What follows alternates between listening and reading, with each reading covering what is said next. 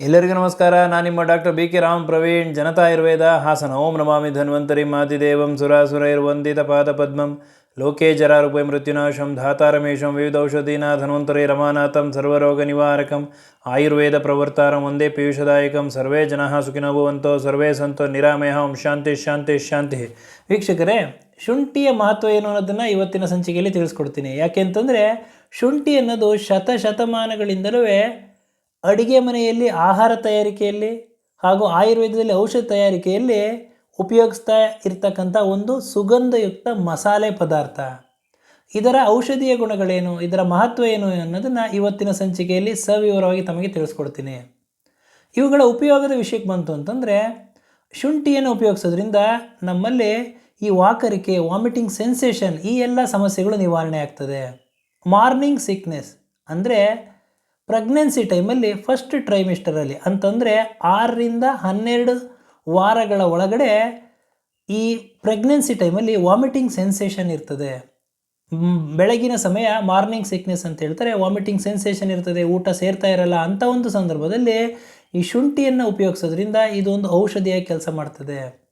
ಇನ್ನು motion sickness ಅಂದರೆ ಕೆಲವೊಬ್ಬರಿಗೆ ಟ್ರಾವೆಲ್ ಮಾಡಬೇಕಾದ್ರೆ, ಕಾರಲ್ಲೋ ಬಸ್ಸಲ್ಲೋ ಟ್ರೈನಲ್ಲಿ ಟ್ರಾವೆಲ್ ಮಾಡಬೇಕಾದ್ರೆ ವಾಮಿಟಿಂಗ್ ಸೆನ್ಸೇಷನ್ ಇರ್ತದೆ ಅಥವಾ ವಾಮಿಟ್ ಆಗ್ತಾ ಇರ್ತದೆ. ಇಂಥ ಒಂದು ಸಂದರ್ಭದಲ್ಲಿ ಶುಂಠಿಯನ್ನು ಉಪಯೋಗಿಸೋದ್ರಿಂದ ಈ ಒಂದು ಸಮಸ್ಯೆಗಳು ನಿವಾರಣೆ ಆಗ್ತದೆ. ಇನ್ನು ಇದರಲ್ಲಿ ಆಹಾರ ಜೀರ್ಣವಾಗುವ ಒಂದು ಶಕ್ತಿ ಇದೆ. ಹಾಗಾಗಿ ಆಹಾರ ಸೇವನೆ ಮಾಡಿದ ನಂತರ ಇದನ್ನು ಸೇವನೆ ಮಾಡೋದ್ರಿಂದ ಅಥವಾ ಆಹಾರದಲ್ಲಿ ಇದನ್ನು ಅಳವಡಿಸ್ಕೊಳ್ಳೋದ್ರಿಂದ ಆಹಾರ ಸುಲಭವಾಗಿ ಜೀರ್ಣ ಆಗ್ತದೆ.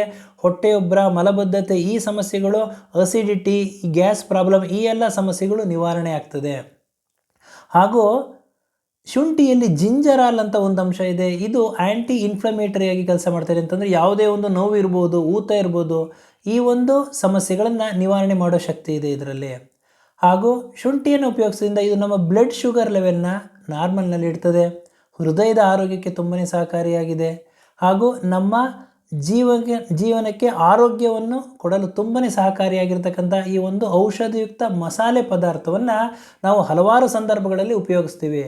ಕೆಮ್ಮು, ಶೀತ, ನೆಗಡಿ ಆಗಿದ್ದ ಸಂದರ್ಭದಲ್ಲಿ ಅಥವಾ ಸೋರ್ ಥ್ರೋಟ್, ಗಂಟ್ಲು ನೋವು ಇದ್ದ ಸಂದರ್ಭದಲ್ಲಿ ಶುಂಠಿ ಕಷಾಯ ಅಥವಾ ಶುಂಠಿ ಟೀ ಮಾಡ್ಕೊಂಡು ಕುಡಿಯೋದ್ರಿಂದ ಈ ಸಮಸ್ಯೆಗಳು ನಿವಾರಣೆ ಆಗ್ತದೆ. ಶ್ವಾಸಕೋಶ ಸಂಬಂಧಿ ಕಾಯಿಲೆಗಳು ನಿವಾರಣೆ ಆಗ್ತದೆ. ಹೃದಯಕ್ಕೆ ಒಂದು ಔಷಧಿಯಾಗಿ ಕೆಲಸ ಮಾಡ್ತದೆ, ಹೃದಯಕ್ಕೆ ಒಂದು ಶಕ್ತಿಯನ್ನು ನೀಡ್ತದೆ. ಅದರ ಜೊತೆಗೆ ನಮ್ಮ ರೋಗ ನಿರೋಧಕ ಶಕ್ತಿಯನ್ನು ಹೆಚ್ಚಿಸ್ತದೆ. ನೋವು ನಿವಾರಕವಾಗಿ ಕೆಲಸ ಮಾಡ್ತದೆ. ಅಜೀರ್ಣವನ್ನು ನಿವಾರಣೆ ಮಾಡ್ತದೆ. ಆಹಾರ ಸುಲಭವಾಗಿ ಜೀರ್ಣ ಮಾಡಲು ತುಂಬಾ ಸಹಕಾರಿಯಾಗಿದೆ. ಹಾಗಾಗಿ ಈ ಎಷ್ಟೆಲ್ಲ ಒಂದು ಔಷಧೀಯ ಗುಣಗಳು ಇರೋದ್ರಿಂದ ಶುಂಠಿಯನ್ನು ನೀವು ಆಹಾರದಲ್ಲಿ ಉಪಯೋಗಿಸಿ ಆರೋಗ್ಯದಿಂದ ಇರಿ ಅಂತ ಹೇಳ್ತಾ ಇವತ್ತಿನ ಒಂದು ಸಂಚಿಕೆಯನ್ನು ಮುಗಿಸ್ತಾ ಇದ್ದೀನಿ. ನನ್ನ ಈ ವಿಡಿಯೋ ತಮಗೆ ಇಷ್ಟವಾಗಿದ್ದಲ್ಲಿ ಲೈಕ್ ಮಾಡಿ, ಶೇರ್ ಮಾಡಿ ಹಾಗೂ ನನ್ನ ಎಲ್ಲ ಮುಂದಿನ ವಿಡಿಯೋಗಳಿಗಾಗಿ ಸಬ್ಸ್ಕ್ರೈಬ್ ಮಾಡಿ. ಧನ್ಯವಾದಗಳು.